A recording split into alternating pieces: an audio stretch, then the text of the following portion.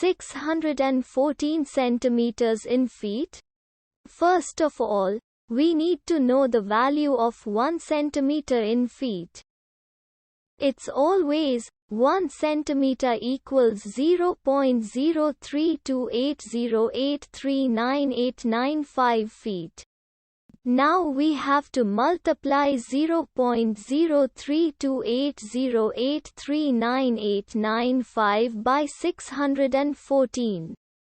Therefore, 614 centimeters times 0.03280839895 feet equals 20.14435695553 feet.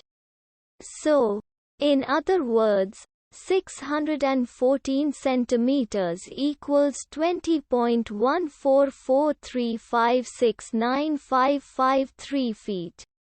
We hope you have enjoyed this video. Please like and subscribe to our channel for more videos like this.